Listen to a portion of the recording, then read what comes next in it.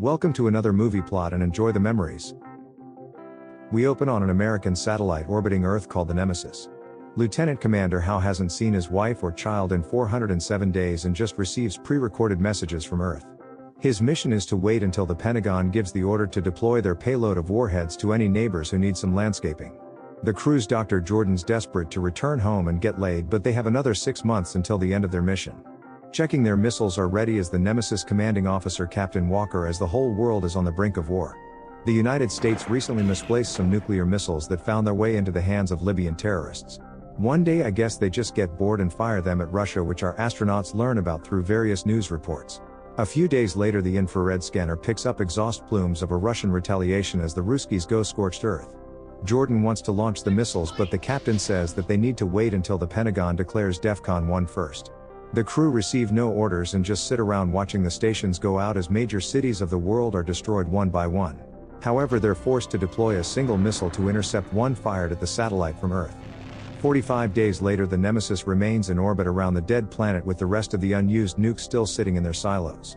The crew hold out for hope that their families have survived except for Walker, who just witnessed his hometown of Seattle go kaboom. When everything calms down, only 2% of North Americans have survived, while South Americans are sitting pretty at 25%. Howe receives a broadcast from his wife whose community survived the initial bombing but all suffered blindness by the explosion. She lost their child to radiation sickness when the winds blew in and will soon be a fatality of the fallout herself. Howe is eager to return to the surface and help her, but Dr. Jordan doesn't have any family, so she couldn't care less. She's willing to support her co-worker's journey, but this isn't a democracy, it's the United States of Captain Walker and he's having none of it.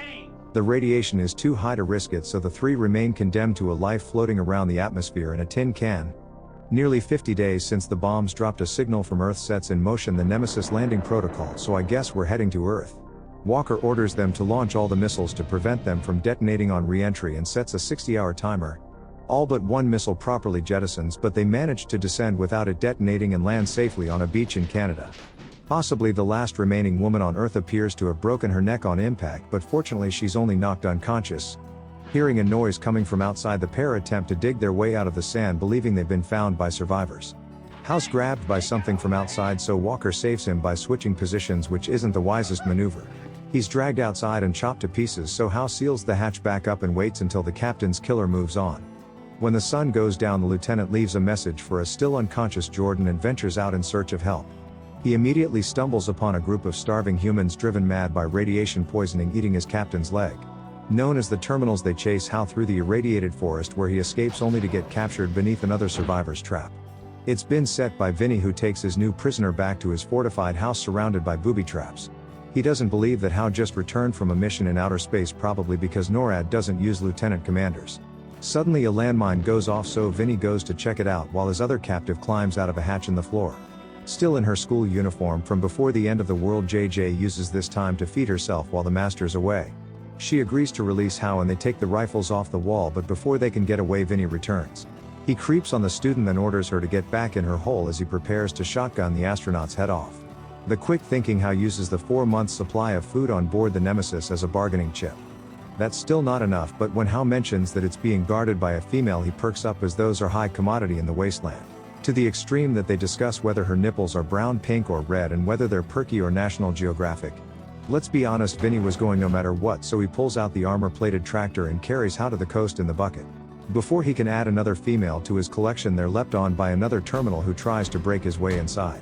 Vinny just drives under a tree to knock Termy off, then slowly reverses over him because the guy can't turn. Arriving at the crash site, they're unable to locate the Nemesis landing module, so JJ is ordered to search the area on a leash. It's already been taken by a gang of soldiers who use slaves for hauling it back to their base and shoot David Letterman for not pulling his weight. Their second-in-command, Corporal Lacey, has a history with Vinny, but I bet still wasn't expecting this handful of pocket sand. He tries to ditch his prisoners and get away, but they're all captured anyway when the soldiers use chains to bog down the tractor. Lacey throws a grenade inside the cabin, which is enough to trick Vinny into abandoning it because we've got 2 dummies on our hands. The 3 get tied up and taken to a nearby military fort where Dr. Jordan's already there waiting for them. The prisoners walk through the post-apocalyptic settlement at Fort Liswell to the warlord's office for interrogation. He's just the teenage son of a high-ranking naval officer named Gideon, who keeps his captors' heads inside a vice because why not?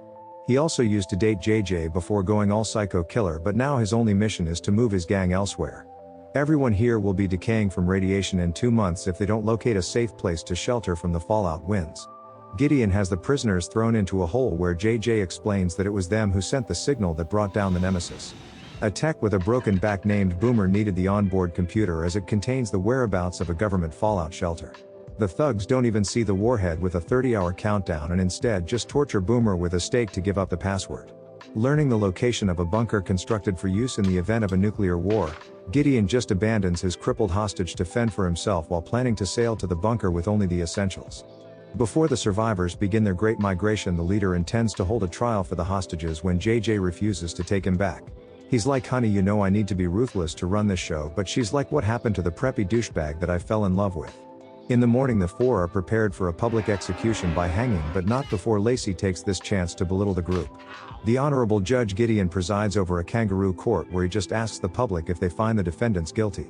We didn't come here to make friends, so it's unanimous and all are lined up on stage and condemned to be hanged until their legs quit kicking.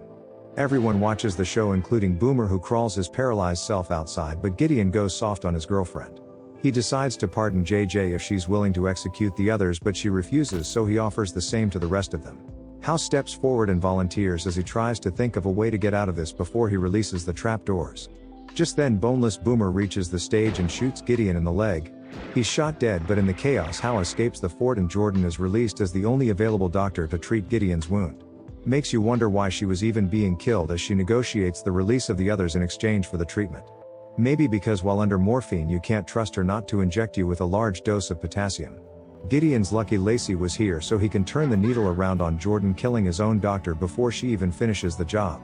Howe returns to Vinny's hideout to retrieve a rifle off the wall while JJ has reconciled with her boyfriend out of self-preservation.